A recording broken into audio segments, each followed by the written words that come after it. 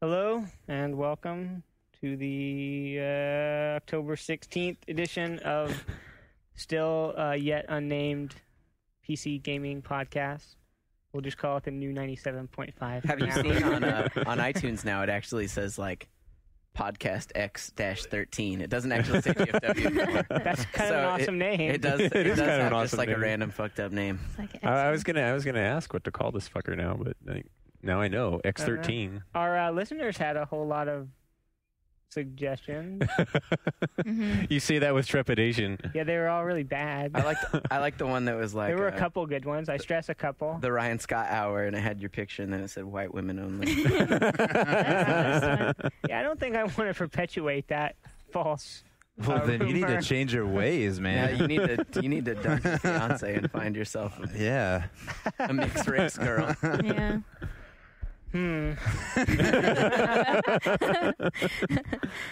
Off to a great start. So I am your host, Brian Scott. I am sorry once again. So let's go around. apologize. Introduce ourselves. All right, I'm Tina, known as Tina. On the boards. I'm Matt Chandernay. I am Robert Ashley. Hey, Known as- Robert Ashley. Yay. Dr. Robert Max Ashley. Chilius Esquire the Fourth. I don't know. Doesn't Bobito. Yeah, I'm Anthony. What up, bitches? So you got Robert and Anthony. Have you guys heard from Sean Elliott since he moved away? I just got done writing him a message before I came downstairs. Message on what? Like on Facebook or something? Yeah, he just messaged me and said, "I'm still waiting for my shit. I want to play Invent." So he's alive. Okay. Yeah. Yeah, follow I got a Just text disappeared. message that Yeah. basically said that, and then I tried to IM him on Google Mail. I was like, "Hey, what's up?" And then 15 hours later, I got an email reply that said, "Yo." Wow. I still follow his Twitter profile, and he's posting shit again. So I assume that he is at least somewhat internet enabled. Yeah. Honestly, if you're not Rory Mannion, he's not IMing you. Oh shit. So Really? Is that why? mhm. Well, he sent me a Facebook message and then. That's all you emailed get, him though. and stuff. I guarantee you he gets on a secret AIM account just to chat with Rory. Wow. Best friends. I mean, you got to get off how you got to get off, you know? It's just it's a biological fact. I miss Sean a lot. Yeah, me too. Speaking of former podcast people, you had an encounter with Jeff Green in Little Big Planet recently. I did, although it was not actually Jeff Green. I was just playing the beta about a week ago and playing through some of the user-created levels. And it was not a particularly interesting level, and I was kind of just mindlessly frolicking through the level, and I picked up one of the stickers. You can get a sticker in the game that people left and leave behind, and it was a picture of Jeff Green. And it was so fucking weird to me. So just randomly out of the blue, there's Jeff Green. Yeah, it wasn't like a Brodeo themed level or like a Jeff Green themed level. It was just what a was regular level, It was and then the- at some point in the level, you come across a sticker with Jeff Green's face. What would It was the a Houston Jeff We Green Have a themed Problem level. look like? It would be really Jewish. I don't know Wow, if it was dang. Houston We Have a Problem, because I remember that level, and I remember this level as being only notable for the Jeff Green. Yeah. I think it was Houston. We have a problem. It was. Yeah. Me and Alice both got it as well. Unless there's more than one level with a Jeff Green reward. It's could- possible. That is very It's possible. possible. Every subsequent level me and Alice would go into, we'd slap it in there. We were doing that bank heist one, and we slapped it on the wheels of that giant vehicle, so there's just a rotating Jeff Green face. It's rad. The awesome thing was I took that picture, and it was it made the circle, and it came back around to me. Nice. pretty And now cool. you're wondering why you aren't getting your 5 cents every time someone uses it. Yeah, that shit's not royalty free, bitches. Pay me my money. I've been enjoying that game, but I can't help but think that it would have been so much better if it were on a PC. And I Yeah. gotta say that, if only because it's so closed to people We have to say using- that. I have to say that because- No, because no, this is the no. PC I think I think it kind of sucks how limited you are in what you can do with it. You can't add your own JPEGs, you can't add music, you can't. Imagine if it was on the might be PC, for I the guarantee better. you it would take You think so? it would take a week before people started embedding fucking YouTube videos. And it would the stuff that people would make would be so much more culturally relevant, and there would be so much more interesting stuff happening immediately. I mean, it's really cool and really open. It's just I get the feeling that coming out of Sony, they have a lot of problems with piracy, and they want to clamp down on what you can do, and they don't want you to trade content around and stuff. But I think you should also keep in mind that that was a beta, and there was only X amount of thousand people in it. So maybe we'll see even crazier shit. Once I already thought the stuff that was there was really cool, but I mean, what we're not going to see is all this copyrighted material or obscenity that I enjoy greatly. I think that the game you're looking for is called Second Life. It is most definitely not. Have you played? Hold on. Have you? You did you did the hooker story, right? No, that was Sean. That was Sean. Okay. But I've played my share of Second Life. Yeah, but have you played Second Life with Sean? Yeah, I've hung out with Sean and his character with the giant penis and the crack pipe that it smokes that makes its head spin around. He has his character has an animation where when he takes a hit from his crack pipe, his head spins around, and he's wearing a fucking beer hat. And basically, all Sean does is go around to various sexual parts of the world and interrupt people having threesomes with his disturbing animation. And inanity, but I can't believe that we're bringing up a Sean story right now. It's funny. We should just recycle anything that Sean did, just tell it over and over again. Surefire success. Yeah, no Yes. kidding. Yeah. I think the antidote to that would just be have Tina start griefing everywhere, Yeah. and take videos of Tina griefing people. Oh yeah, Anthony and I got to get on that again. Good grief. Have you been doing anything lately? Well, on Call of Duty World at War, the beta that we were playing, a little bit, and then on PC for Call of Duty 4. But yeah, I mean, we got to get on that again. We were just busy with BlizzCon and everything, and now that we're back, we gotta. Well, you're going to Vancouver though tomorrow. It's true. Right? Yeah, gotta find time. What are you doing in Vancouver? None of your business. It's a dude. It's a dude. What? The person that you're meeting, Not that there's anything that you wrong met with on that. Craigslist, it's a dude. I guarantee you. The rebirth of Chuff Love. Yeah. That makes for a great story. Yeah, Vancouver is boring, yeah. if you ask me. I've It's never really pretty. It's but it's sort of like a scrubbed version of San Francisco. Why does everybody Very- tell me it's so awesome then? Is that just because the weed is cheap? No, I don't think so. Maybe it's only because I came from San Francisco to Vancouver and I wanted an actual vacation. And what it was oh great, I'm in the Canadian Vancouver. I mean, the Canadian San Francisco. Right. Wow.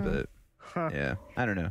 I was there for 3 days and I was ready to go the second day. Oh wow. Yeah. So. I'm going up there to see shit that we'll talk about probably next week, but yeah, I normally would be totally excited to take a trip, except I just got back from BlizzCon. Not really. Yeah. You're exhausted, right? Did I run you through the ground through Disneyland? Yeah. Oh my god.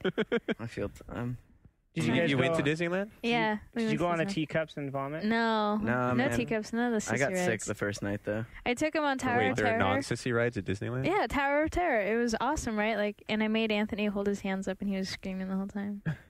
I was laughing most of the time. Yeah, you were screaming. You were screaming. scared. Laughing is Be a form honest. of levity, which is to deal with being scared. So that's the way I do it. I just a little pee came out. Wow, you made a fact right there. Yes. So I've never been to any sort of Disney theme park. no, No. well, No. it's hard to believe that you're American. they're fun. I'm not. I'm from Orange County, and I'm we a used to Texan. have we had season passes all through junior and senior year in high school. Nice. And we used to go there and hang out and make asses of ourselves in front of small children. Nice. That sounds good. Ryan, bring us back to what we're supposed Back to be talking- reality. Yeah. Yeah, what we hitting up? Back to some PC games, like Yeah. the ones we saw at Mhm. BlizzCon. Yeah, Which ones? like So, you should well, tell. You sound so we- enthused. You're like, Yeah. Well, BlizzCon. I also oh. like that she said all exasperated, oh my god, which ones? I As wanna if Blizzard mention didn't have 3 games. that when we were walking to the convention, the first morning, we were all tired and stuff, and then a car pulls over to the corner where we were walking and yells, "Ryan Scott!" and then just takes off. That was a little bizarre. What the hell? That's what he said. wait, did he actually say what the hell? No. You should He have. did. That's I think too that bad. was the response I muttered when it happened. That's even better.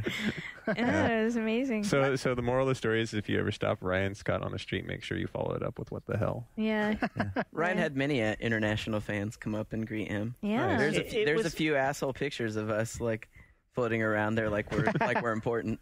No, the best was when like they would go up to Ryan and shake his hand and say, "Oh, I love the podcast," and they're like, "You're Andrew, and I don't know who you are. You're a girl." No, but anyways, StarCraft 2, that was good, right? Did you play any of that? I didn't. Ryan didn't play any games while he was there. No. That's too bad. What the fuck were you doing, man? I was going to panels.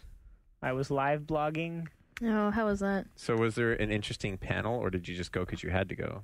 Were there ones that you wanted to actually be at? Well, me and Damien went to a few of them just to see if there was any like new information. They were all World of Warcraft panels mostly, and there wasn't any new information. No, there all the was. all the big stuff came out of the StarCraft. And, Well, like, and Diablo 3 has Yeah. the new wizard class, right? I want to pick up that game just because I want to be a wizard. Because you want to Be the chick. There were Like, chicks in the previous games. There was the Amazon in the previous game. Whatever, the wizard's awesome. She carries that freaking glass orb in her hand. Yeah, I like it. I like magic stuff, so I'm Yeah. looking forward to the wizard too because I want to make all kinds of things go boom. So did you meet up with any of the people that you play WoW with in real life while you were at BlizzCon? He did meet. Is it BlizzCon? Blizz. Blah. I don't know how you people say it. Blizzard. BlizzCon. Okay. I like how you say "you people" like Yeah. it's a different species. It You is. take Blizzard and Yes. convention, Okay. and you cut off BlizzCon. the first syllable. But did you meet? and you any of combine them? Did you get meet any of the BlizzCon. people that you play with? No. But he No. did. All the meet- people I play WoW with are like my real life friends. So. That's how it is for me too. But Yeah. sorry, go ahead. No. You speak. Me? I just wanted to bring up no pressure. the white woman that he loved that he made us wait in line for. Oh yeah. Oh. World of Warcraft. What's yeah, her name again? I um, keep forgetting. Well, there's this web series about these World of Warcraft players the called Guild. The Guild, Yeah. and the main writer and stars this girl named Felicia Day. Wait, she does the writing too? She created Mhm. the show, and she was also on Buffy the Vampire Slayer, which I'm a big fan of. And she Oh, was wow. also the star in Dr. Horrible, Yeah. Yeah. singer. the Joss Whedon musical. Jesus. And I waited in line. Did she have like a PhD from the School of Nerd? I waited in line to buy a copy of their season 1 DVD and get it autographed. And then the best part was when he was like, "You should totally be on our show sometime." And Well, then- no, I was no, like shut up! I'm talking. and he was dramatic interpretation. And he was like, you should be on our show. You let me finish too. I don't want to hear a fucking word from anyone. And she was like, immediately got turned into like, oh, we're going to start doing meetings now. I could refer you to this guy. Please continue down the line. And then eventually she saw where Ryan worked. She's like, oh, 1UP. I like 1UP. Okay, I guess we could do that. But for that brief second when Ryan was like, you should be on our show. We've got this podcast. You should call into Skype and talk to us. Yeah. That was from an outsider's perspective. I saw that brief look where she looked around like, where's the nearest person? See, I didn't hear that part of the story. All I heard from David Ellis was that like she was like, yeah, she wants to be on Legendary Thread. Yeah, like, I mean, oh. once she saw Ryan work for 1UP, it was like totally cool. But for that brief second, she was like hitting the red button under. Eject. Hey, with your permission, can I put those photos up that I took of you meeting her? Sure. She looks like really nervous in the first three, and then in the last one, you're giving me this look like I'm fucking badass, and then she's Well, behind I think you looking just all caught me nervous. at the right moment as I turned. It looks awesome. He looks like I don't give a fuck about her. Like, so cool. White women only. Okay. I asked Ryan if he would be polygamous. Yeah. Yeah, because I know Ryan would never like ditch his fiance, Yeah. so it would only be polygamy or nothing. And he wouldn't answer me. He said that wasn't a fair question to ask. I thought that all men were polygamous. We're looking at you for an answer, Yeah. Ryan. I think you need to Do clear I this speak up for right all now. men? Yes. Yeah. Okay. Because I've been struggling with this issue myself. I need you to clear it up for me. Yeah. No. You're going to have to keep struggling. Anyways, Anyway, I didn't mean to Yeah. put you on the spot like that. That's okay. there's this thing on your microphone that looks like you've been in a knife fight with What? like Just leave it. Don't touch. don't touch it. But there's a bit of foam where it looks like you were in a knife fight while wearing the dorky like podcast helmet thing, and you got slashed across the face. Nice. So, Some people might say it makes you look better. yeah, it's a character builder. It's like the scars that my character has in Fable 2. So, anyways, none of us played Diablo 3. We suck. But we did play some StarCraft. Oh. How was it? So terrible. It was Really? alright. It was. I got so mad at Anthony. Really? She did because really? Well, How did your matches go? Give us a blow by blow. God. So Who played what? I played Terran in the first round, and she played Protoss. Obviously. And then I, because I just picked random because I don't really not familiar enough with any of them to be like necessarily good with any. And Oh. so and then I just started but the thing was that it's kind of disappointing because I was since I knew I was playing multiplayer, I immediately jumped back into old things. So instead of building a ton of new shit, I was like I was. I remember what makes siege tanks. I remember siege tanks work. So I started doing that. And I built a couple of new things, but it was I guess I was kind of a boring player. Why do you need to win so bad? I know, right? This is why I don't like to end. This is what I told her, right? This is the first off. We only had 20 minutes. Okay. So I was trying to win within 20 minutes, or at least put up a good fight within 20 minutes, right? And second off, I come off of playing Company Heroes with Sean and them, where it's just go go go go go the whole time. Plus, that made me really competitive playing with them. And I'm just a competitive person by nature. That's why I don't like to play games with my friends, man. Ever since we used to all get together and play Bond on 64 or something. Everyone else play, I just watch because I didn't want to be that guy that was fuck you. It's just funny to have 20 minutes with a game that you really want to check out, and then what you want to do with it is you know what? I just really want to crush Tina. I don't want to see any of this new shit. I just want to see her right? cry. No. That story should be prefaced with the fact that the whole time we were talking up before going to BlizzCon, she was talking about how she was going to beat me. Okay. So Are you calling me out now? No, I'm not calling you out. That's cold. I'm not calling you out, but what I am saying is that everyone's making me out to be an asshole because I went in there and played like I did. And the fact of the matter is when I went in there, I thought that's what was going on. It sounds to So I me was like just trying- Tina threw down the gauntlet. Yeah. She did a little bit, but to be fair, she was doing the smart thing, which was building new Checking units out the new units. Exactly. Yeah. Because we had to write about it. And I was She was building pylons the whole time. Yeah, obviously. I was playing. So is what you wrote about it God, all the new stuff sucks? No. Well, actually, I was really frustrated because when he was attacking my base, I wasn't even ready for it. And then out of frustration, I made these new air units, and I didn't even take a second glance at them. But for some reason, they couldn't attack ground units. I'm like, what the hell? And that pissed me off. Well, I mean, scouts were pretty worthless in the original. Well, they don't have game scouts against anymore. ground, No, but I'm it just was saying- a new air unit. I know. I'm just saying that even the old ones sucked at attacking ground. Not really. No. So. No. Well, I disagree with you. I thought they sucked at attacking ground. Well, when we played the first StarCraft, who won? Or who was ahead? that would be you. Yeah. No, but it was interesting. The Vespian gas that we were mining, the thing overheated. The thing overheats, because they want you to have to do more micromanagement with the resources rather than just setting it and forgetting it. Really? The Ronco way. That doesn't sound So- fun. Well, I guess I don't not. want to have to I want to, I want to click on my peon, send them to the gold mine, and just assume that they're going to keep doing their job without me having to slap them around. Yeah. Too bad. That's all we can say, right? We're Blizzard and we make millions of dollars. Well, I mean, bitch. how is the resource gathering part of the game? How is making that more complicated more fun and more? I guess conducive because to the then you action? gotta Was it really watch complicated? it. No, it wasn't really No. complicated. It's just you just have to be mindful of it, which I guess is maybe So wait, just another one of those things that tournament players will have to be mindful of when they're playing. It just makes that extra. what exactly happens? Koreans Your love guys it just stop. overheats, and then you have to have your Yeah, and engineer repair it. And it blinks red, right? Yeah. And it just has a cooling down So period. it's basically it basically just switches off at some point, and you have to switch it back on. Yeah. Yeah. That seems tedious. You don't even really Yeah. have to watch To be it. I mean, fair- if it overheats, your little. I mean, is there I something you can do when setting it up so that it won't ever overheat? No. Like you just didn't do it right. No. Yeah. To be fair, they haven't even hit open beta yet. So I mean, all this shit is all Change. so preliminary. True. Yeah, but all things shown to the public are subject to nerd rage. That's true. I'm sure they got all even Yeah. when we did interviews with the people, they would tell me and David we were the easiest interviews they had all day because I would go in there and ask them like bigger concept questions about Diablo, and they said everyone else from like the Korean press or like from like DiabloBlog.com would come in and be like, "I can't believe you fucked up the barbarian." Just like, Oh God.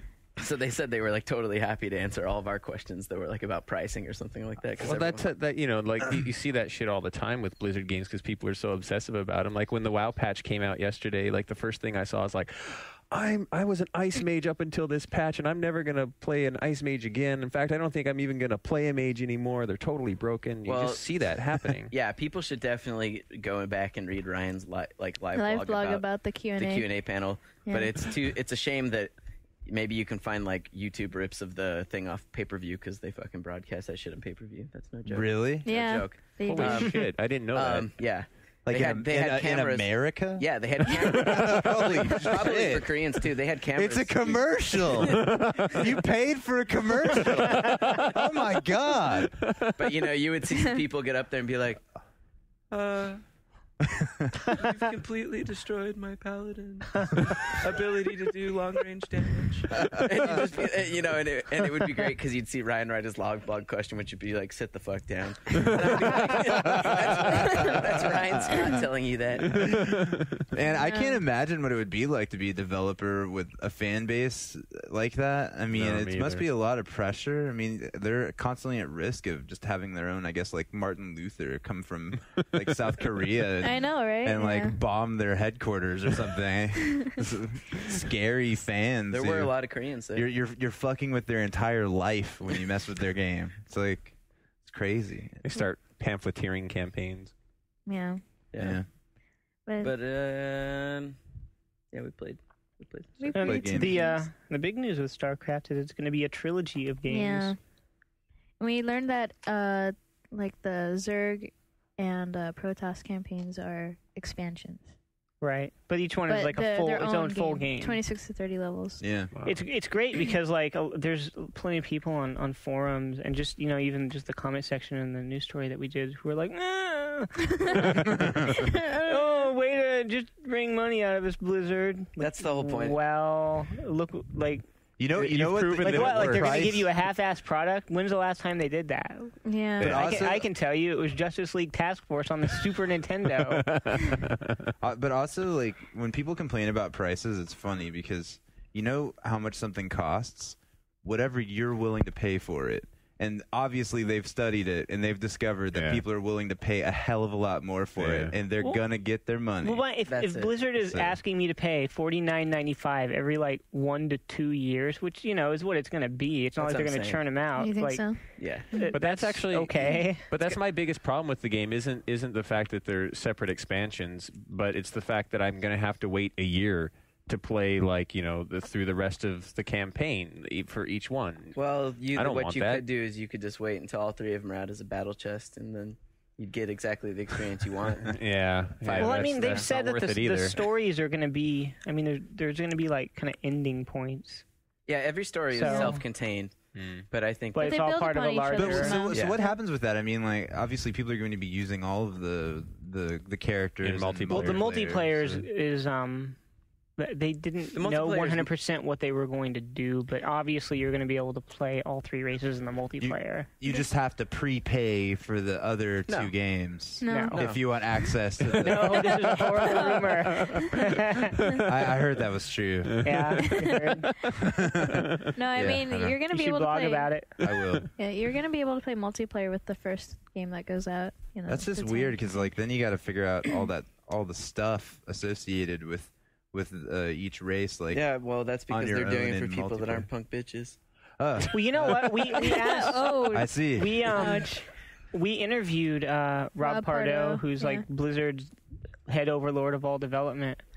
That's his official title. And one of the things I asked him was, for somebody who's not familiar with StarCraft, it's like a lot of times people play single player to kind of as a tutorial to learn the races so they can.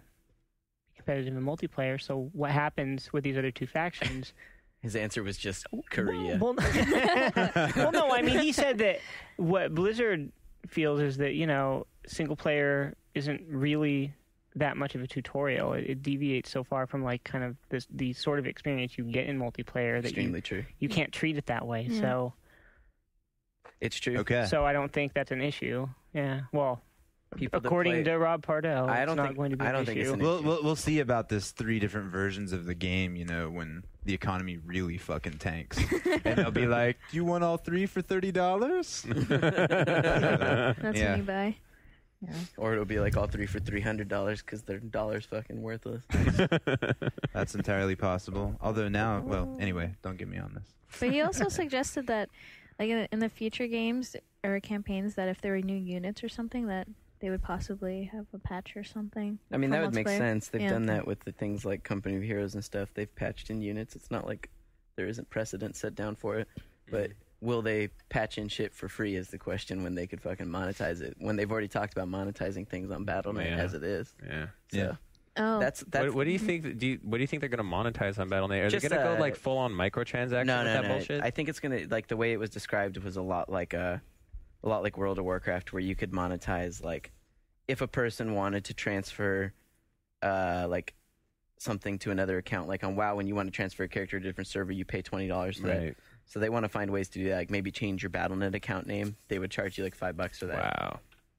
Little things like that. Yeah, it's the things where they can get away with charging you $20 to press a button or do a drag and drop operation. Right. I mean, that's totally what I don't think they're ever going to charge in the sense for like content that would make someone better than someone else or Right. something. But I do think that they are going to try and make Battle.net this thing that like I've had someone basically tell me that the Battle.net goal is to like make it to where there's no more anonymity, where you just go on and like every 2 seconds you're just creating a new Battle.net account Yeah. name. It's like you go on and you'll have a Battle.net account name, and anytime you log on to StarCraft, if your computer has an internet connection plugged in, you sign on StarCraft. It's like playing Company of Heroes. You're automatically on the Relic Online. You're automatically on Battle.net. So at any time you can just click multiplayer and you're already being like, you know, in Battle.net. So it's always stat tracking you. So like it's stat tracking your single player achievements in StarCraft, which there are, and keeping that with your Battle.net account, which just all these things make people not want to change their accounts / not just go in there and be a douchebag. yeah. So Matt, you don't have to worry about playing against like a South Korean like Rockstar. And supposedly Yeah. they're making it sound kind of Steam-esque in the ability to like keep a friends list and send messages while people were in StarCraft to each other and chat. Charge you 5 cents a message. So yeah, well, again, I don't think it's gonna be like that, but I would be really surprised if they didn't try and make Battle.net like a distribution service for their own games as well. Like I mean, like Stardock is doing it. you right, know? Stardock has Impulse, but if anybody could do it successfully for just their own fucking games, Right. Well, it they was. already have Yeah. that's sort of in place on their online store already. Right, but I'm saying I just So- foresee it being integrated into Battle.net is the whole thing. I think the whole point of Battle.net, like 2.0, whatever you want to call it, is that it's That makes to a be- lot of sense. going to be like there won't be any need for their users to use Steam, you know, because I'm sure a lot of people to this day probably put StarCraft into Steam so that they can be on Steam at the same time while playing StarCraft and receive Steam messages and that sort of thing. Right. It was completely take Valve out of the equation is their goal, I'm sure.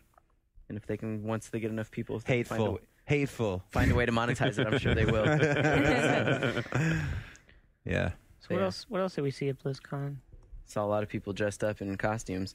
A disappointing amount, I have to say, were hired by Blizzard too. Like I thought Oh, those. really? I Well, thought. especially the women. Well, that's what I'm saying. But I thought. I'm just saying. I thought. Wow. Yeah, I thought the night elves and the blood elves that were walking around. I thought those were people that were there on their own dime, like, and they just Super had. Yeah, awesome right. costumes. Honestly, Honestly. looking at them. Honestly, honest to God, I thought they were just people that were there on their own dime with costumes. I just thought that lots of exotic dancers play WoW. Yeah, right. Exactly. Totally. I It's you know, you get home from a long night at the club, you want to play your pally. No, they were really tall and slender and pretty. Why can't people like that play WoW? I think there totally are people like that. I don't. Hey, that play Felicia It's not Day that they plays WoW. can't Yeah, play Felicia Day WoW. does. She's pretty. Yeah. It's not that they hating. can't play WoW. It's that they have other things to do. Like what? Yeah, Like, really. have sex, make money, socialize in real life, eat good food, buy expensive property, I do drive all- expensive cars. I do all these things, and I play. And I. Why can't yeah? I play How WoW. can WoW not fit Not into this? hating. But the costumes that we did see that were authentic were pretty cool. Like I was taking photos of some of the guys. I saw a mage in a green outfit, and I told him I Oh, want to take a shit. photo. You were there, right? Yeah. I want to take a photo of him. And while I was getting ready to take the photo, he started casting a spell with his hands up in the air. She didn't even ask him to pose. He just did it. That's awesome. Are you gonna Photoshop in the effects? I should. Oh, That'd be damn, that is a awesome. good That'd be idea. That so is cool. really Cool. good.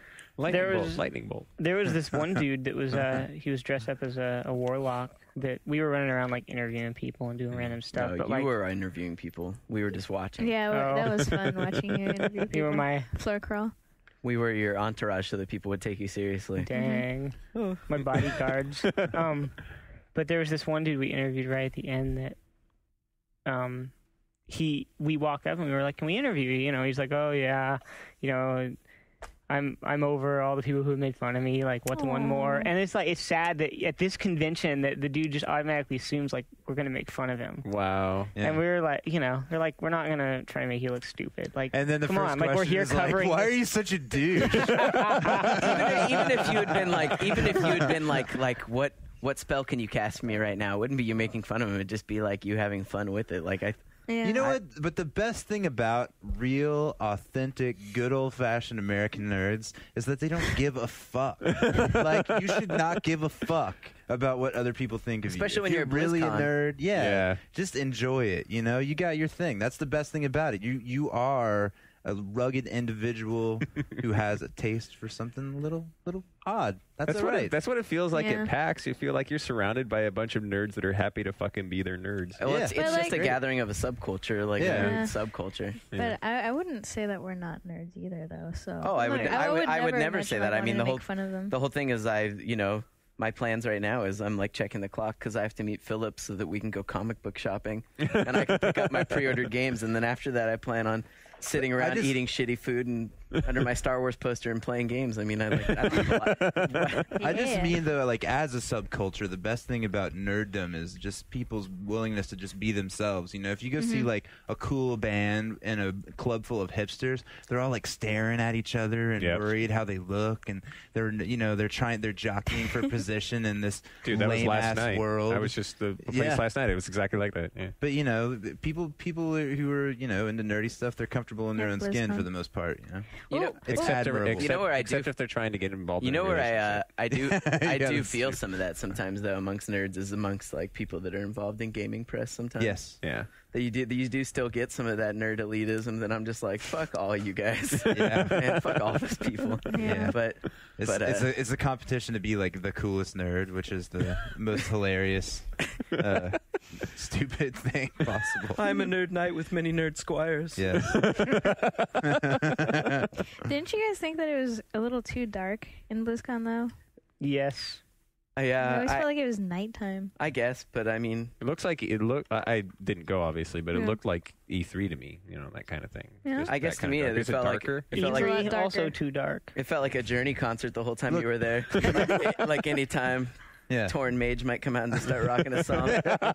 Hold on, and I just want to clarify that there is no such thing as a Torn Mage. I get called out for that. You could have a Tauren shaman. Yeah, I know, but I just want to clarify that I know I'm not an idiot, and I know that there are no Torn Mages. Tauren druid, Yes. hunter, warrior. do magics to do with You should just be comfortable Let's to go be through yourself. all the different characters. Well, I'm just saying, if anybody's confused. Yeah. You What should a just be Tauren comfortable could to be yourself, Anthony. If you want to be a Tauren mage, you can fucking be a Tauren mage. I wish I could be a Torn Mage. Anyways, That'd be awesome. yeah, there was a lot of cool shit there. You saw people waiting in line for like hours for merchandise that they could Oh, buy yeah, online. like 4 hours. Yeah.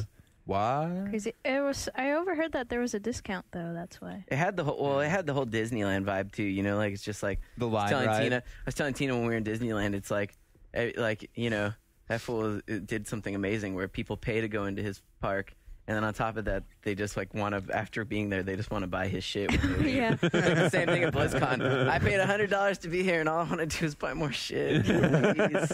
Yeah. It didn't help that it was right across the street from Disneyland. Yeah. Yeah.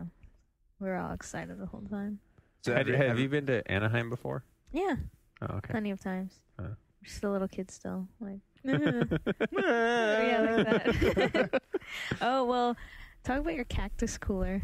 that blew my mind. Oh yes. What about my cactus That cooler? was like It's crazy. that was like the first thing. Have you ever heard of cactus cooler? No. Being from Yes, Texas? talk about Have we cactus never cooler. talked about this? Talk about it. Go. I'm totally in the dark. Okay, so I'm sure I have mentioned my love for cactus cooler on the podcast before, but A lot of people don't know that cactus cooler is an alcoholic beverage you can only get in Southern California. And that Ryan, when he leaves the office on trips like this, especially when he's having a power trip, like where all these people are yelling out his name and shit, he goes a little crazy. He turns into a pretty blatant womanizer, I gotta be honest. You can ask Kathleen Sanders about that. Oh, No, that's all me. so that's what she was talking about. Talk about your cactus What cooler. is cactus so- Ignore cooler? those lies. Cactus Cooler is an orange pineapple soda made by the 7-Up Dr. Pepper company, or the Snapple Group, whatever they're called now. And it's only available in the southwestern United States. So whenever I go to, like, Skip, you're on... This is my E3 soda. Yeah. See? Skip knows what I'm talking about. Huh. Whenever I go to E3 or anywhere down there, like, the first thing I do is, like, I'm going to go find some Cactus Cooler because it's the only time I'm going to get it. I don't get that. It's though. just so Sort of like, random. have you guys ever been to like the South, like the real Once. South? No. Cheer wine. Have you ever had cheer wine? No. It's a cola that's sort of somewhere in between Cherry Coke and Dr. Pepper. I want to try It's so delicious, and Yeah. you can't really get it like north of Atlanta. See, It's really. I don't get it's that. really Like, good. Yeah. why is that there and Cactus Coolers like I Cactus think it's Cooler only Why is it all appeals to I think it's Republicans because these and are Mexicans. these are regional drinks that were bought up by the big soda companies after the fact, and they continue to distribute them only regionally because their marketing plans only allow for a certain number of drinks nationally that they're going to pay to market. You know? Wow. See, Weird. that's unfortunate. Cause Yeah. I'm sure you could buy that shit off somewhere on the internet and have it shipped to your house. Yeah, but that would probably qualify as an addiction. I don't know.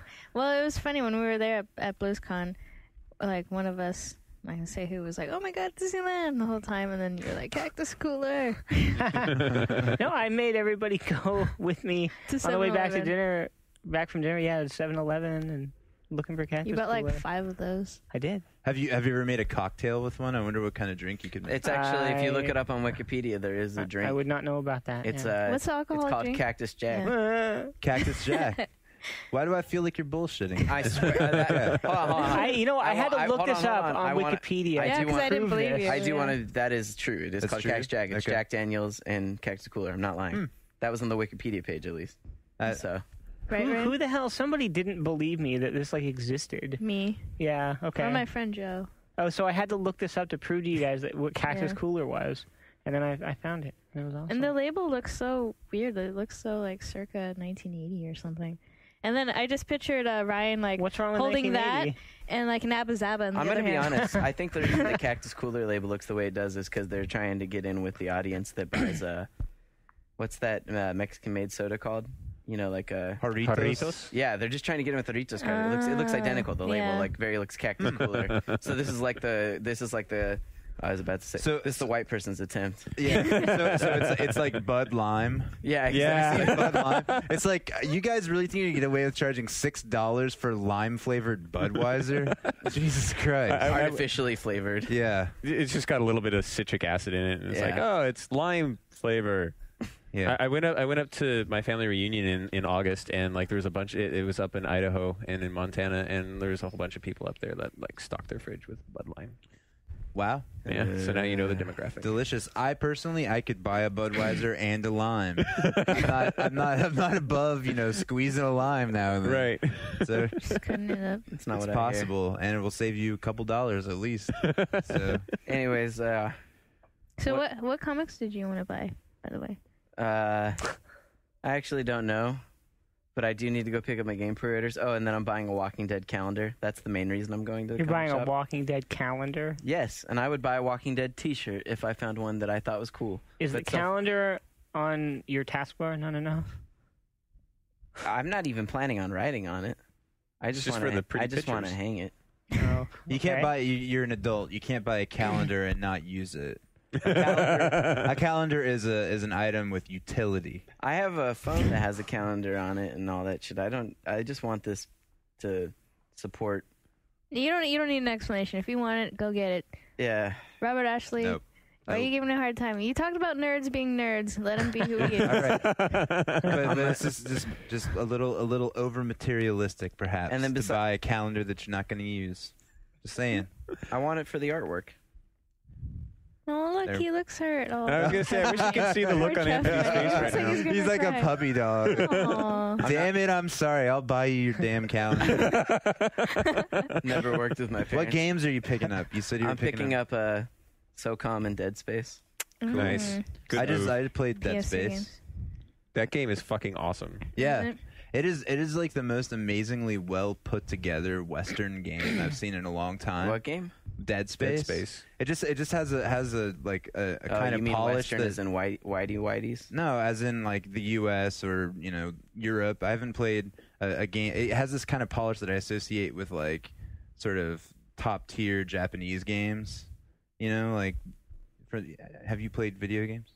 Like Anthony's got this expression on his face right now. Like, there's like this kind of polish that usually does not happen, especially, with like an internally developed EA game that is just, pixel perfect. Everything runs amazingly smoothly. The interface is really well designed. The controls are really nice.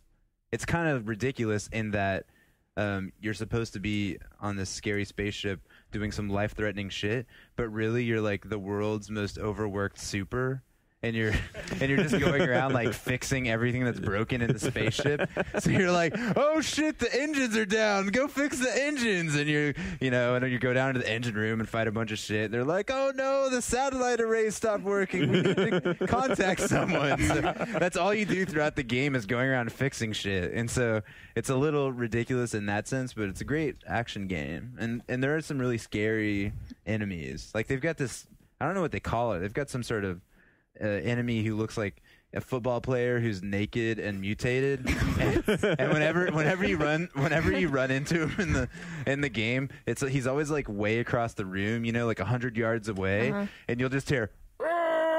And suddenly he runs at you at the most astonishing speed, and he's right in front of your face in like 2 seconds. And every time you hear that sound, like you start fumbling the controller, you're like, "Oh, good," because he's gonna be right on you.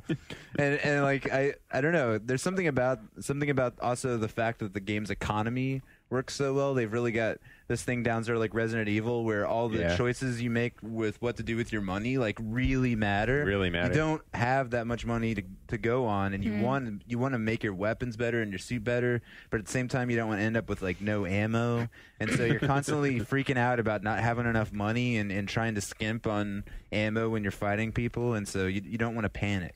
But it's a really good game. Is that another game you'd say you wish was out for PC? Because it'd be vastly superior. It is out for PC, motherfucker. Ooh. Read the internet. Whoa. Nerd credentials. Oh, look at revoked.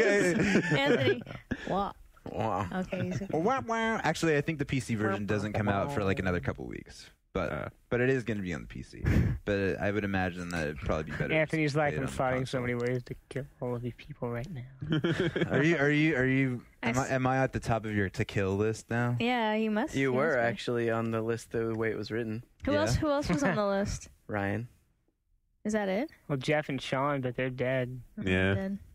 Yeah, they moved on to other jobs. That's Anthony's story. That was a good PR move, by the way. I know you really wanted to kill that little I'm boy. secretly on Sean's Facebook. That's why Sean's sending all these like 2-word messages to everyone, because I ain't got time to respond to all of them. Just like, yo, integral. Nice. Babito, babito, babito. And you spend the rest of the time just mining the internet for like the grossest clips you can find, so that you can convincingly operate his Twitter page. So I'm totally curious about WoW at BlizzCon though. I mean, do they have like a bring your own PC or something, and people just sit in a large room and all No, play there was WoW actually together? no place for people to play WoW, I basically. mean, they had, Wrath of the Lich King stations set up. Mhm. Gotcha. But if you were hardcore, you set it up in your hotel room so you could go home at night every night and play. Wow. That's what I think. When I went to PAX with my friend, before he did the bring your own computer, and before the night before PAX, he had it all set up in our hotel room so he could play games before PAX. Nice. That's what I'm saying. If awesome. you're hardcore, that's the links you go to. Yeah. Living the dream. So the stations, did they have like level 75s or something that you could play? Or I think they were all set up with like level 55 Death Knights. Yeah, the new hero class. That makes a lot of sense. Yeah. So what do people do at night at BlizzCon? They go and they eat a lot of Cheetos and chocolate Nesquik. That's not true. Get the munchies. No, that's pretty true. No. Dude, when we went into 7-Eleven one night, I was like, fuck it, the line's too long. It was obscene. Oh, yeah, I remember that. It's like 8 or 9. Yeah. Oh, man. And all the restaurants around there, too, crowded. Yeah. I bet the 7-Eleven owners are like, they have their, they all went and got their Day of the Dead calendars, and they have the BlizzCon dates marked down as like, they're like, what do they call it? Like it's their Black Friday. Yeah, I'm sure like when like the guy at 7-Eleven didn't realize that it was BlizzCon, he like made the call to Frito-Lay. And he's like, holy shit, we got code blue. I'm going to need an extra large shipment tomorrow of hot and spicy Cheetos. They need to do some sort of public service, Blizzard, to promote some healthy eating, like they pair up did with something Washington like that. Apples or something, like. And just have some screen when you log in. It's like, eat a fucking apple. Jesus Christ. You know what was funny? In their goodie bag that they were giving away, they had hand sanitizer. Yeah, but apparently nobody used it because everybody that came back from BlizzCon got sick. Dude, I use that shit. I used it too. Well, I'm not talking about you guys. I mean, you're like decent human beings. But like, I'm talking about the same chodes that like walk out of fucking the bathroom at E3, walk out of a stall, and then walk out of the bathroom without washing their hands. And I'm like, I have to shake people's hands all day. Yeah, I totally made Anthony and Ryan use hand sanitizer all the time. Right, Papa Smurf? I just build up a tolerance. Yeah, you guys are weak. Like people are way too clean. There are a few bugs that can get to me. So your hands are like covered in crap or something? Yeah, I mean, just dirt and crap. You live in a dirty world. You don't want to get rid of bacteria. Bacteria are your friend. Think about how big of how much of a punk bitch any of us would be if we got sent back to like the 15th century. We'd die in like a week. They'd be like, you have a piece of bread, and we'd be like, you fucking killed me. It would just be like 5 days of diarrhea followed by the consumption. Oh god. So good. Yeah, maybe you are doing us a favor. Like us using the hand sanitizer, we're also just making like bacteria that's like make it stronger. Yeah, exactly. I mean, that's the best thing you can do if you have a kid is just take them out back and set them in the dirt. Just, like, kids need to get dirty, like for years. They just need to be. No, seriously, dude, get them out of the house. It is totally true. When we were kids, we were out there. Yeah, you remember coming home from going outside, when people went outside, and you'd play, and you'd come home, and you would just be like a filthy, like chimney sweep, covered in God knows what, because you've just been like burling around the neighborhood. Yeah. Oh yeah, absolutely. No, it's like one of my family members. She's like super hyper about making sure that her kid is never around anything that hasn't been desanitized or antibacterialized. Wow. It's like, what about Bob? You might as well give your kid HIV. Well, now that destroy your immune system. And now she wonders like why her kid, like when he went to school, he's sick all the time. And it's because he was never exposed to anything. Dude, the boy in the bubble. I'm just picturing like if you had a kid. You'd be like, pigsty. You'd be like, go out in the backyard. You'd be like, I don't want it. You just shove him in the dirt, and then you're all, look at me, right in his face. No, like me and my wife, we talk. We're old enough where we talk about kids, and we are totally. It doesn't matter what year it is outside. At our house, it's the 40s or the 50s. Like there'll be like no electricity days. They're gonna be. It's gonna be hardship and brutal struggle. There's none of this like buy me. Like you want something, you're gonna earn it, and that you just you need to go outside, get some sunshine. You guys don't even have a fireplace, but that fool's gonna be chopping wood. He's not gonna be that cold. You get used to it. So. Little Robert Ashley is gonna be the only one to survive the zombocalypse. Yeah, the first 2 years of his life, we gotta toughen up on the floor. You get a blanket, enjoy it. Next year you might get a pillow if you appreciate the blanket enough. You know, wish you get coal in your stocking from Santa because it will warm you. Yeah. How did we get to this? I don't know. Sorry. Kids are spoiled, man. I agree. You like go into any game store, like You just want to. when I was a Slap kid, 'em. man, you got a video game. It was like That was your present for the year. Dude, yeah, it it was the craziest thing that could ever happen to you. You'd go to school, you'd tell your friends, it would be like the Pope came to bless you personally at your house. And now I just see kids like begging and screaming for anything they want, and they get it, you know? Actually, the we best- saw a lot of that at Disneyland, huh? That's Oh, that's part of the sure. reason. Like I'd see kids that were being adorable, and then that would quickly be offset by the kid that was just like being a little bastard. Yeah, he's Yeah. like, in line. He's just like, Yeah. you're in the happiest place on earth, you little jerk face. I just want to grab him by his shoulders and shake him. Feel the magic! It's magical! Oh, man. So I think the moral of the story is they shouldn't put hand sanitizer in the goodie bags. Yeah. I thought they knew. They should put apples. You've in the good convinced me. bags. You've convinced Yeah. me, Robert. Actually, Yeah. And There they we could go. just label him something like from the forests of whatever from WoW, and people would eat the shit out of him. Sell them on eBay for They like should $500. just give you a petri dish full of various bacteria. Eat these. Do you guys ever have to grow bacteria in science class? Yeah. In a petri dish. You remember how bad it stank? It was like someone's feet. Well, It was gross. That's because that's what makes us stink, Robert, is bacteria Is bacteria. growing in our body. Yeah. Anyways, Anyways, Sorry. what else do we have to talk about? Oh, I guess I wanted to make sure that we pimped the fact that Ryan's floor crawl video is going up in the next few days. Oh God. So that should be rad to see. And then I'm excited. I hope I've seen the Watch preview. that. like I said version. earlier, I hope the transition between each scene is you going, "Ugh." and then now there's a preview What? for StarCraft that me and Tina did, as well as a preview of Diablo that David did up. Is it up already? hmm Yeah, okay. And then I don't know. You know what else is anyone? There's my horrid live blogs. If you. Oh, I if you did care. a story. On the recession, dude, right? your live called blogs the were awesome. The Don't say that. recession gaming. It's all about Oh, it's on the front page right now. cheap gaming tips. Read that Well, shit. At the Oh, right time when on. this is recorded. Yeah.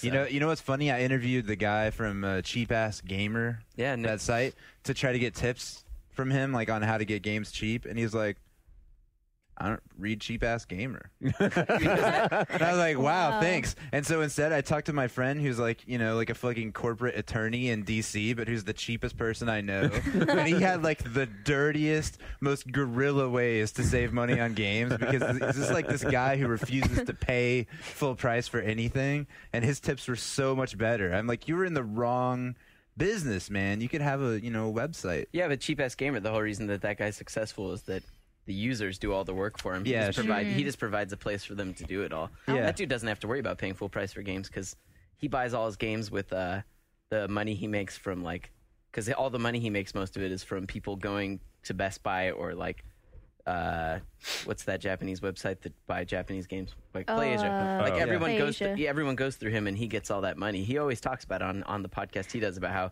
he has like thousands of dollars in PlayAsia dollars basically, so he doesn't care. They do a podcast? He does, yeah. It's actually pretty good. Wow. So That seems kind of like a bad strategy, though, if you have a website where people who are like trying to save money come and hang out all the time, and then you have a podcast and you're like, I'm rich, bitch. well, I wouldn't say he's rich, but he does live in Tokyo, like with his wife. Yeah. Yeah. He's rich. Yeah. I want to know some of the tips that your attorney friend. Okay, give us a preview. Yeah, I mean, one of my favorite ones that he told me that he does often is that he has a GameFly, and when he wants a brand new game, he will attempt to time it so that he returns one of his games on the right around the release day of the game that he wants when it comes out, so that it's a brand new disc that comes in the mail, and then he buys it on the used discount that you get, so you get like $15 off. Dang. Yeah, and and you get it without all the grubby, toddler hands all over That's it. a really good idea. Yeah, and I need that. So this guy makes a ton of money, but he's still a cheap ass. I think he has a lot of student debt, and I don't know if he makes a ton of money. You said he was a corporate lawyer, which He is. immediately says to me. Yeah, Cha-ching. yeah. It also says to me that video games must be like his alternative to doing like a lot of drugs to deal with the hours he probably has to work. I wouldn't say that drugs are excluded, but yeah. And let me think of like what the other interesting more interesting tips. Or I mean, a lot of it is totally obvious, you know. I think the best tip for not paying so much for games is just to not buy the hype. And I feel like you got to run out and buy something the day it comes out. Or even like the limited edition of something, right? Oh well, that's the most ridiculous thing. All the limited edition is that they've done a focus group and asked a bunch of nerds, how much are you willing to pay? Say if we gave you like a special Tinder Rondo wall scroll, you know, if we gave you a music CD, how much would you pay? You know, they're just finding like the maximum price. It's like the difference they have. You know, the MacBook had this thing a while back where you could buy a different color for the first time. You could buy like black MacBooks. Right. And the whole thing was that it cost like $200 more, and it was the same thing. But people who are mega Mac nerds were willing to buy it just to be the guy with the different one. I think it all comes down to like an elitist tax, basically. Macs in general, in my opinion, have elitist tax. Like you can get a similar price PC.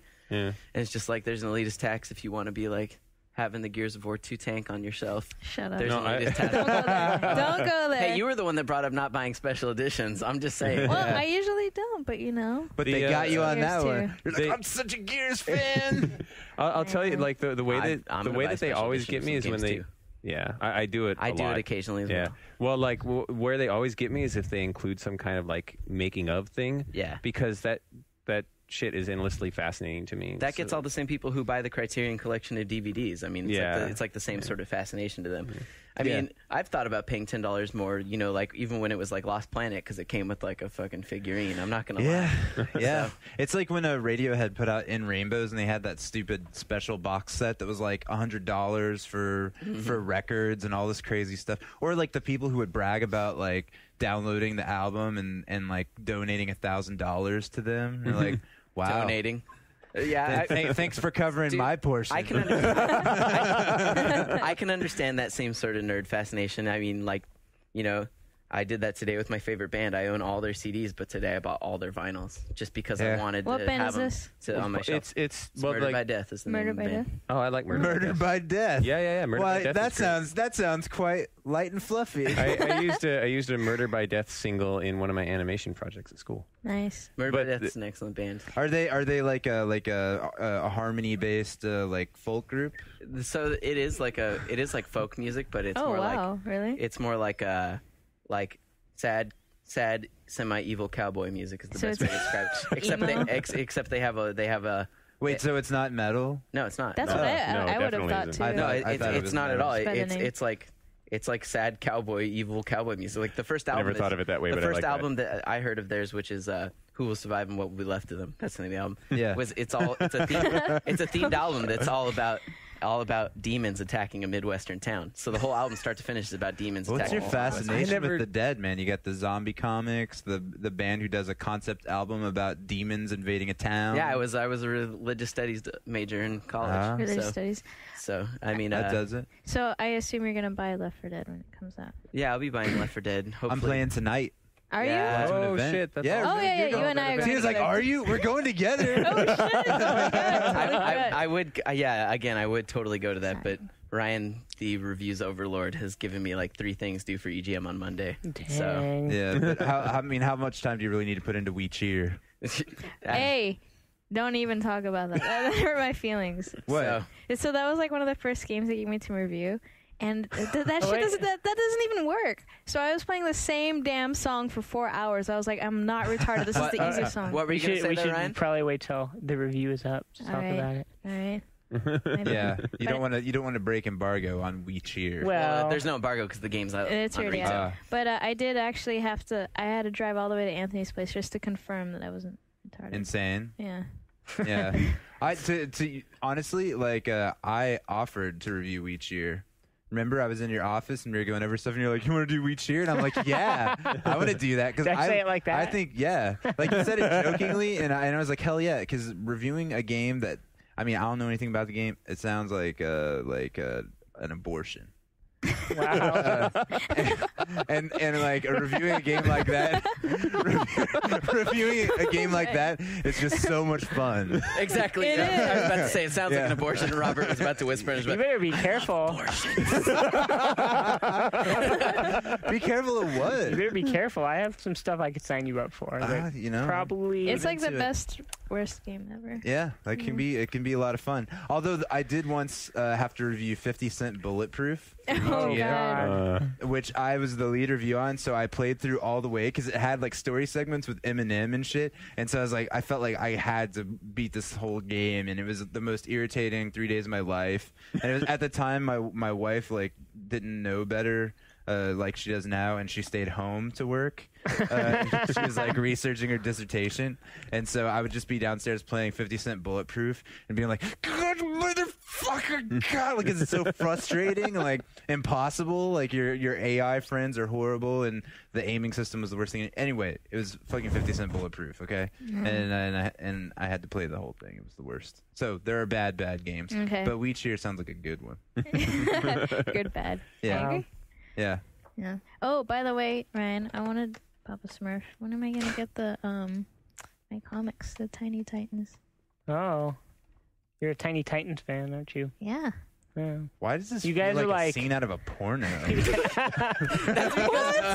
no, Hey, Papa Smurf, I when am I understand. going to get my comics? And he's like, no, you're a Tiny Well. Titans fan, huh? What? I didn't know you were into Tiny Titans. Let me tell you about the Tiny Titans I know.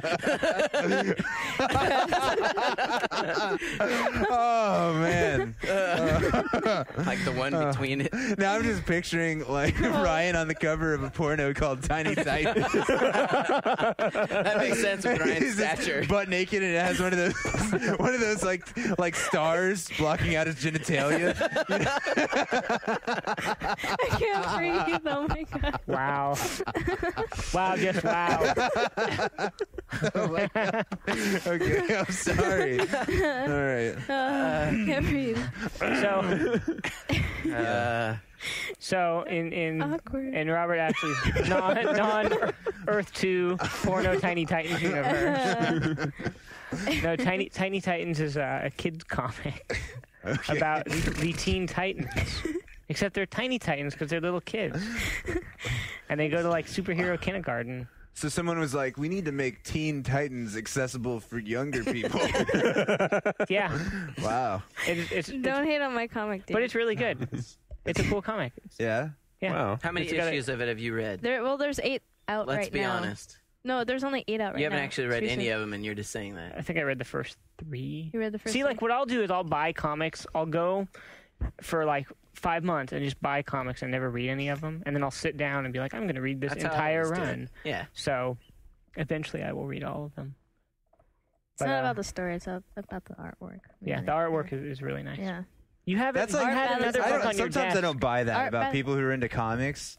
You know, like, oh, it's all about the art, man. It's like the people who like subscribe to Playboy and they're like, I just read the articles. What? Like, yeah. To be fair, there is time. Well, it's the opposite for me. Like, it's not just about the art. Like, for me, it's about the writing. But if the art sucks, I can't get. Sometimes it's like too much to get past. Yeah. Like the guy that writes Walking Dead, he has a great artist with Walking Dead, but he also does this comic called I think it's called The Astounding Wolfman. I just can't get past the art, so I won't even read it, even though I know it's like written by the same guy who likes Amazing. Yeah. No, I mean, I can understand that.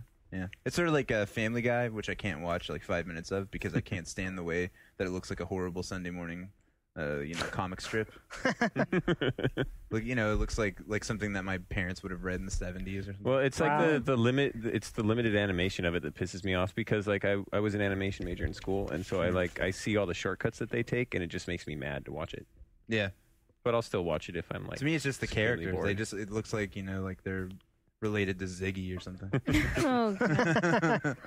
Best So- looking character ever. Family Circle or Family Circus. What is it?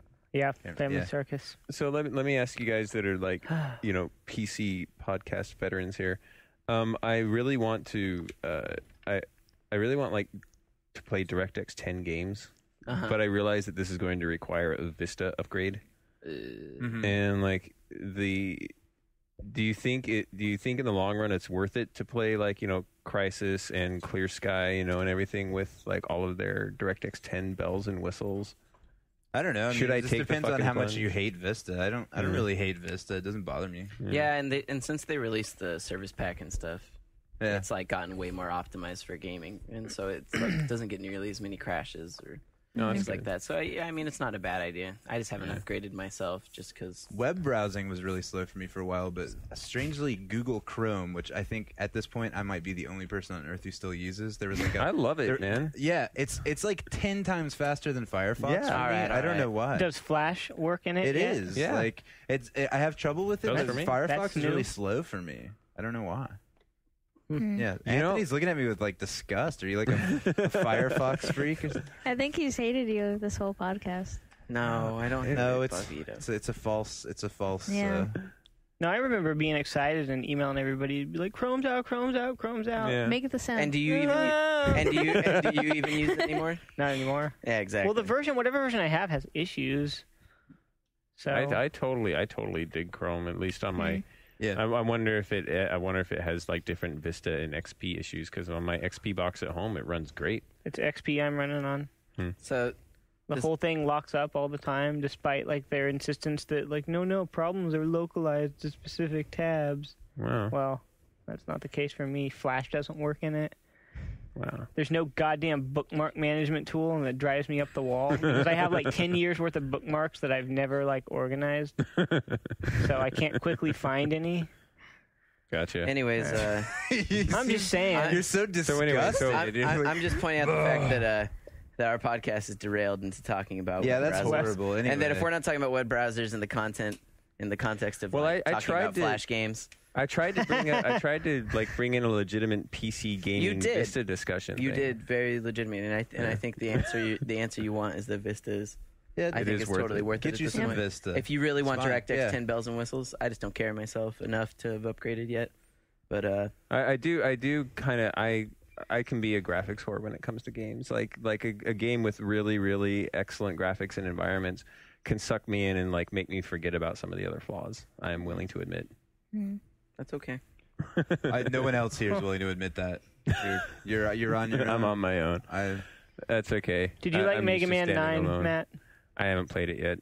You should I've had play- too much other stuff to do, unfortunately. You should play Mega Man 9. So I think we've kind of come to Wow. An end. an end. Yeah, we've derailed this enough. I just want to bring up one last thing, in that I'm playing Stalker, the original Stalker, for like the first time all the way through, and so far I think it's totally awesome. Several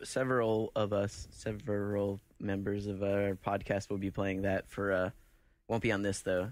It'll be on One Up FM Backlog. Yeah, I got an email about that, and I responded to it, and then I never heard back again. They want you on it. That's what I'm saying. They want Babita. Yeah. Your name carries clicks. Yeah. Dr. Mike. Yeah, that's a great game. I mean, I played that game like nearly to the end, and then got stuck in this horrible situation where my armor got shitty, and I couldn't get into like radioactive zones, and then I had to either grind for a new armor or quit, and so I chose to quit. Yeah. Yeah. That's a bummer when like a flaw like that can ruin an otherwise like good game. Yeah, I was having. The thing was, I just wasn't keeping my eye on it, and so I wasn't saving up. I wasn't doing like what I needed to do to progress, because there's just a lot of stuff going on in that game that you don't think about. But yeah. Killer game. I'm still sort of interested in playing the new one, even though people seem to not be so into it. I played it for a preview. Wow. Yeah, like looking at the preview really made me want to play it like big time, especially like the swamp area that they kept showing seemed like really cool, it was really cool. I was enjoying it. I mean, it's like crazy bugged out, but I mean, so is the first game, and I just don't care when it comes to Stalker. I don't know. It's like they're beauty marks. I like turtles. I like turtles. Yeah, we were discussing how that should be like the response to any question you don't want to answer. So if you're watching, well, I guess you guys will be listening to this tomorrow, but tonight is the presidential debate, and I really hope if someone asks a really tough question that one of the All they candidates will say say, is, I like turtles. You know? that's the answer all right. to everything. Anyway. All right. On that note, I think we are out. Yep. Well, we have an interview that we conducted with Blizzard's Rob Pardo at BlizzCon. Oh, and, yes. that full interview, I think, were both of you guys in it? No, just me. You and me and Damien David. and David, yeah. Yeah, So four of us. we're signing off, but yeah, stick around and check that out. So, where should we start? I guess it'd be great to get some details about how the whole trilogy is going to work. Assuming they're not all going to come at once, I wouldn't think. Nope. It's going to be 3 separate products, so kind of like I was detailing just in the panel is, we kind of got faced with this choice of, do we want to really do it to the scale that we wanted, each of these stories, really making sure that we develop, kind of a full space opera around each of these races, or do we, kind of want to do something smaller, more linear, and, in typical Blizzard style, we're like, we got to do it epic, we got to do it big, but that kind of means we can't do it all in kind of one package, we didn't think, so the first one's going to be the Terran campaign, which is Wings of Liberty, so I think another way of thinking of it is, that's going to be the launch of StarCraft 2, and people think of the launch, it's going to have the Terran campaign in it. And then sometime after that, what, in the past we might have considered expansion sets, we're almost thinking as products. I think more like, I think Guild Wars kind of has more of this sort of philosophy where they really try to make sure that each game is kind of like, feels like its own product. And that's what we want to do, rather than having expansion sets that feel like kind of just tacked on. We want them to feel like products on their own. So are the 3 campaigns going to tie into each other? Is there going to be like a specific order you want to play them in? Yes, absolutely. They are consecutive. That's why it's the trilogy, right? Just like Lord of the Rings is a trilogy or Star Wars is a trilogy, they certainly go in an order. So, the first one is the Terran campaign, the second one is going to be Zerg, and then we're going to wrap up all the questions with the Protoss. So we just want to be careful in that we don't want to feel like just one story that we just chopped it into thirds. So we want to make sure that each story really resolves itself, but there is an overarching thread that goes through all 3 that will finally culminate and be finished off in the Protoss campaign. Can you give us any information about when or how you're going to release each story? It would be through box products. So, the first campaign will be part of the, the StarCraft 2 box package that will come out when it's ready. And then the next 2 will follow that at some undetermined period of time. I mean, it's hard for me to say right now, but it'll probably follow a similar sort of development cycle as an expansion set. So hopefully sometime between a year and 2 years after would be the next one, and then the one after that. But since you're releasing the single player as separate campaigns, when you release the other 2 campaigns, the second and third, are you planning on updating the multiplayer as well? Yeah, absolutely. I mean, in some ways you can almost look at it as, we're going to approach each feature set differently. So multiplayer in the shipping box will, like I said on stage, will be fully realized for all 3 races.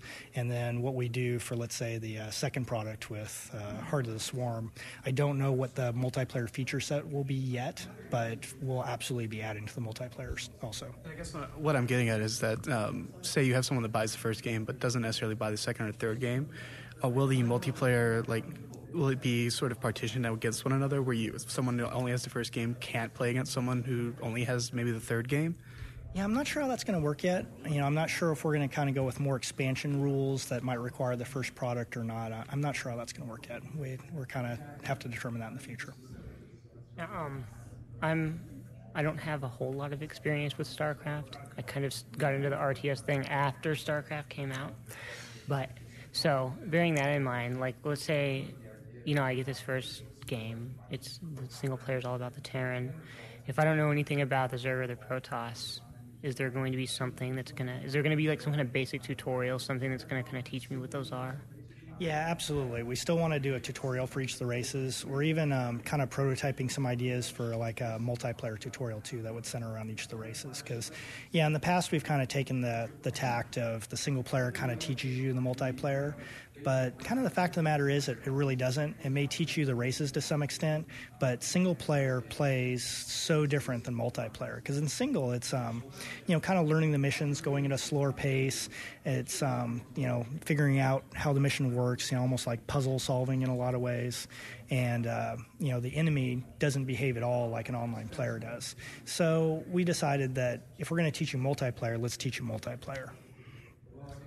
And the other thing about multiplayer, when I used to play a lot of Warcraft 3, it's typical, I guess, with any online game, you run into players who'll just kick your ass right off the bat. There's no like a lot of publishers try to set it up so players of equivalent skill level are more likely to get matched, but that's not always executed very well.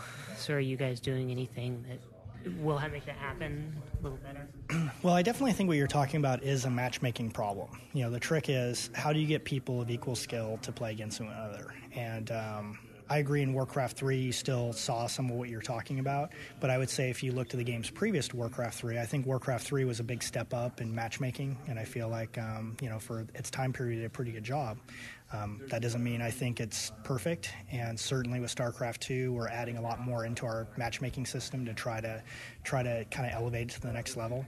Like, for example, one of the problems that I think you see with Warcraft 3 specifically, and one of the reasons why you see that behavior, is that people can make as many Battle.net accounts as they wanted to. So if you're a player that's, let's say, highly skilled and you're already ranked very high, that person will never be ranked or never play against a new player.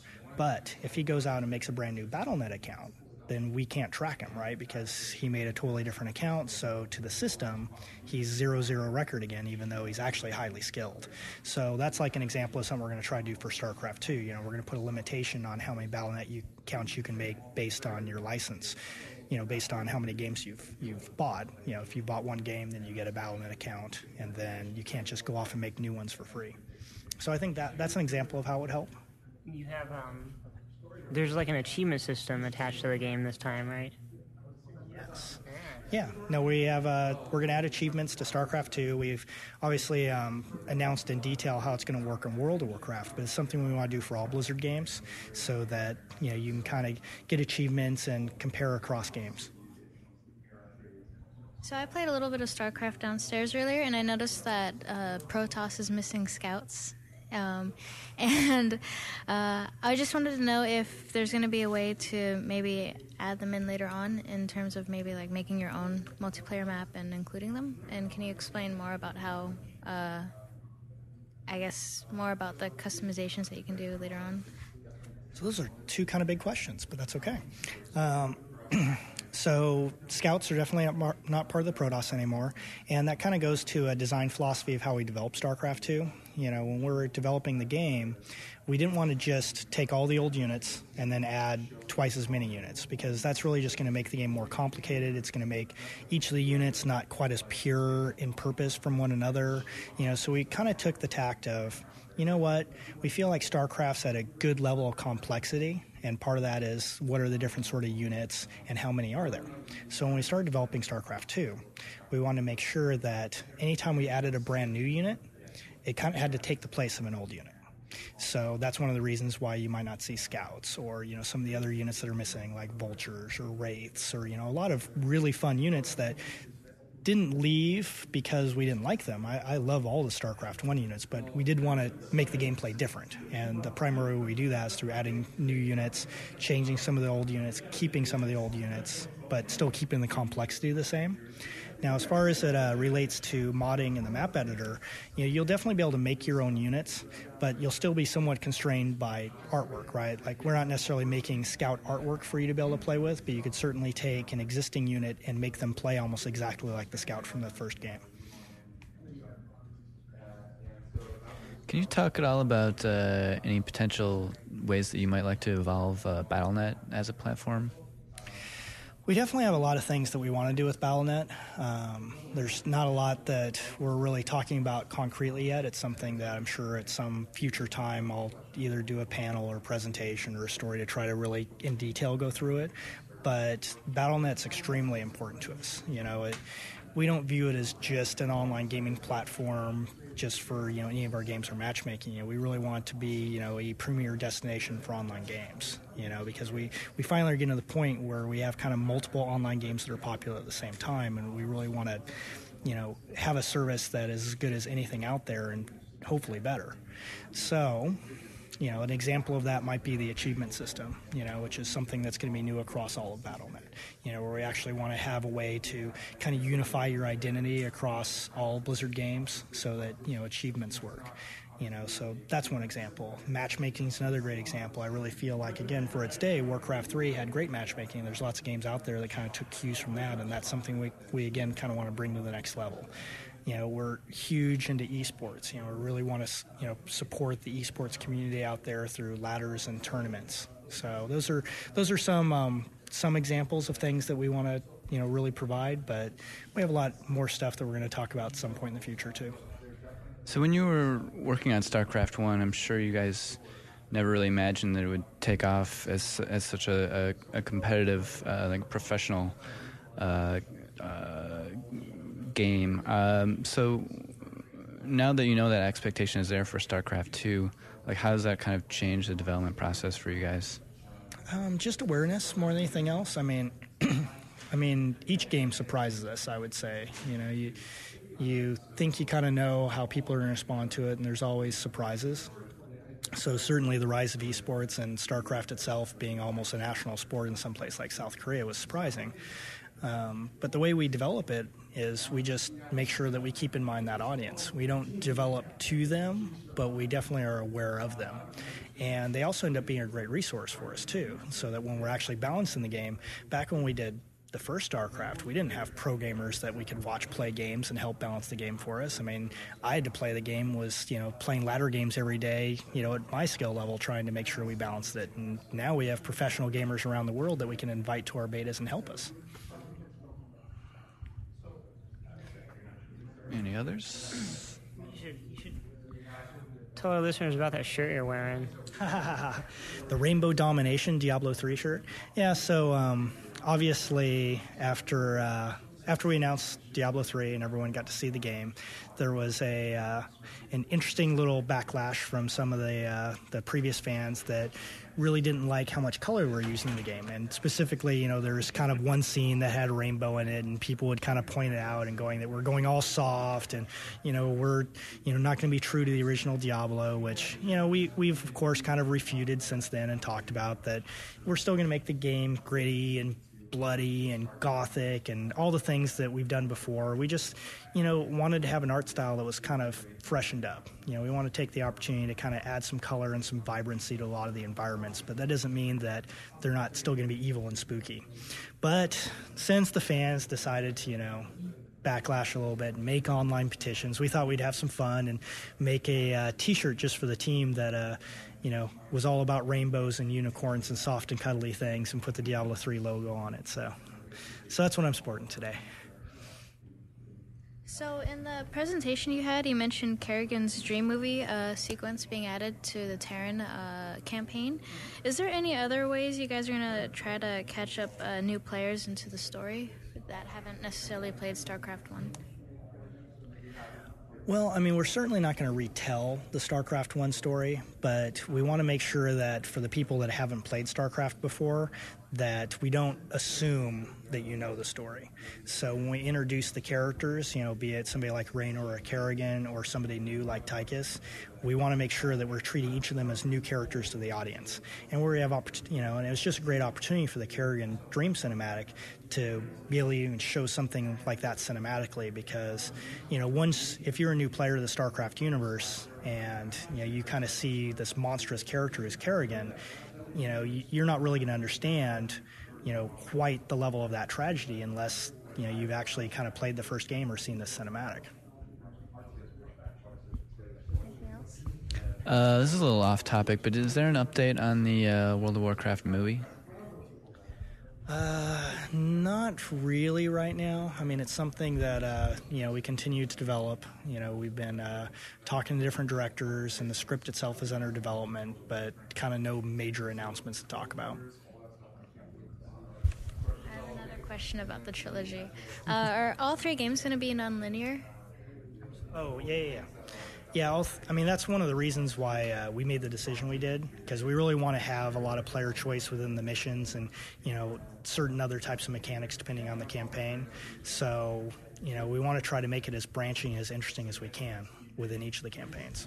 I just wanted to clarify, because I thought I overheard you saying that the Zerg game was going to be a little bit RPG-ish. Yeah, a little bit more in that, I don't want to, because we haven't officially started developing the future ones. So right now we're kind of still in a brainstorming phase until we get to it. But yeah, it's like if you look at So you look at the Terran campaign, and kind of a lot of the themes and the meta mechanics deal with being a mercenary and, kind of getting paid credits for doing missions. Well, that's not really going to fly for Kerrigan, Queen of Blades. I mean, she's not going to go and act as a mercenary, right? So we kind of have to have different meta mechanics within the game that really is appropriate for the Zerg. And then when we get to the Protoss, what we do for the Zerg isn't going to make sense for the Protoss. So that's kind of what I was alluding to, is that it's all three of them are going to be nonlinear. All three of them are going to kind of have the philosophy of trying to have player choice, but each of them are going to try to be true to the races themselves. Kind of taking that same sort of multiplayer philosophy of, StarCraft is about three completely different races. We want each of the campaigns to also feel completely different from one another. Was that it for StarCraft questions? All right.